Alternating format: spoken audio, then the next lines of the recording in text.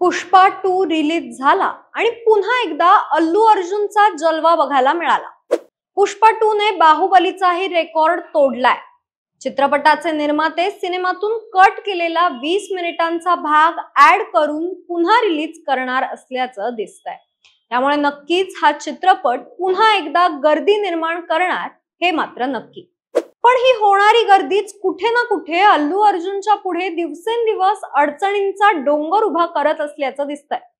आता या सगळ्या प्रकरणाला राजकीय वळण लागल्यामुळे याकडे सगळ्यांचंच लक्ष लागलंय। तेलंगणाचे मुख्यमंत्री रेवंत रेड्डी आणि पुष्पा फेम अल्लू अर्जुन यांच्यात एक प्रकारचं युद्धच सुरू झालेलं दिसतंय। त्यामुळे नेता विरुद्ध अभिनेता अशी एक फाईटच तेलंगणात सुरू झाली आहे। पण नेमकं मुख्यमंत्री रेवंत रेड्डी हे अल्लू अर्जुनच्या पाठीमागे हात धुवून का लागलेत असा प्रश्न उपस्थित होतोय। साहजिकच यामुळे अल्लू अर्जुनचे चाहते दुखावले जातील आणि भविष्यात ते आपल्याला कदाचित मत देणार नाहीत ही शक्यता असूनही मुख्यमंत्री इतकी हिम्मत का करतायत, नेमकं कोण, कसे आणि का डाव टाकताय ते आपण आजच्या व्हिडिओच्या माध्यमातून जाणून घेणार आहोत। नमस्कार, मी यशस्वी मुळे, तुम्ही बघत आहात महाराष्ट्र भूमी। दाक्षिणात्य चित्रपट सृष्टीत अभिनेते पुढे चालून राजकारणात प्रवेश करतातच असं एक समीकरणच तयार झालेलं आहे। त्यामुळे राजकीय नेते अभिनेत्यांची अडवणूक करतात किंवा मग आपल्याच पक्षात घेतात असं बोलल्या जातं। पण इथं गणित जरा वेगळं आहे, कारण अल्लू अर्जुनचा राजकारणात येण्याचा काही मानस नसल्याचं बोललं जात आहे। त्यामुळे तरी त्याला राजकीय धागेदोऱ्यात का बांधल्या जातंय हा प्रश्न सुटत नाहीये।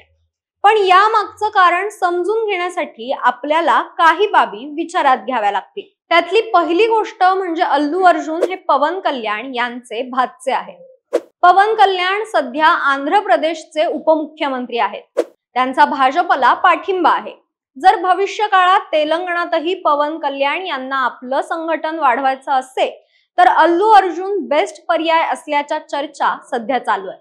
आता अल्लू अर्जुन जर तेलंगणात पवन कल्याण यांच्या हिताचं काम करायला लागले तर काँग्रेस पुढे अनेक अडचणी निर्माण होऊ शकतात।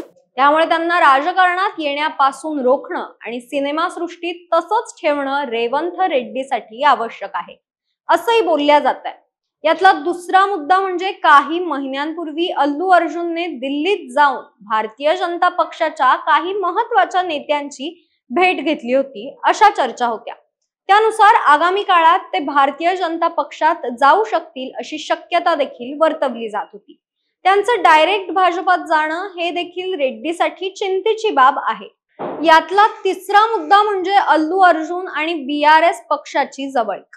सध्या विरोधी बाकावर असलेला बीआरएस पक्षातील नेते आणि चित्रपट सृष्टीवर पकड असलेले केटी रामाराव यांच्याशी आणि इतर अनेक नेत्यांशी देखील अल्लू अर्जुन यांचे चांगले संबंध आहेत।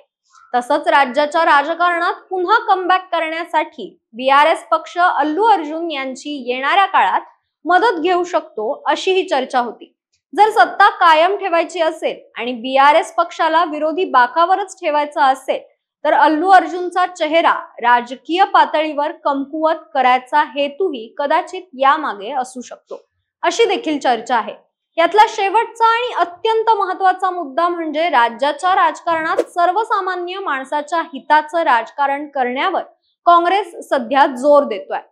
म्हणजे स्थानिक पातळीवर अतिक्रमण संदर्भात रेड्डी सरकारने घेतलेली भूमिका त्याचाच एक भाग असल्याचं बोललं जात आहे। गरीब मध्यमवर्गीय जनतेसाठी काँग्रेस सरकार कोणत्याही बलाढ्य व्यक्तीशी लढायला तयार असल्याचा मेसेज जनतेत पोहोचविण्याच्या अनुषंगाने रेड्डी सरकार या माध्यमातून प्रयत्नशील असल्याचं बोललं जात आहे।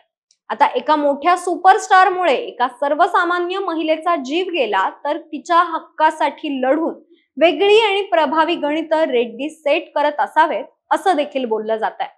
जर राज्याचा मुख्यमंत्री एका सर्वसामान्य महिलेसाठी अल्लू अर्जुनला भिडत असेल तर नक्कीच त्याचा मोठा प्रभाव पडू शकतो। आतावरील चारही मुद्दे लक्षात घेतले तर जसा पवन कल्याण आणि जगन मोहन रेड्डी यांचा वाद होता तसाच काहीसा हाही वाद असल्याचं आपल्या लक्षात येईल। आता खरोखरच याचा फायदा काँग्रेसचे मुख्यमंत्री रेड्डी यांना होईल की रेड्डी यांची नीती त्यांच्यावरच बॅकफायर करेल? याबद्दल तुम्हाला काय वाटतं ते आम्हाला कमेंट्सच्या माध्यमातून नक्की सांगा। धन्यवाद.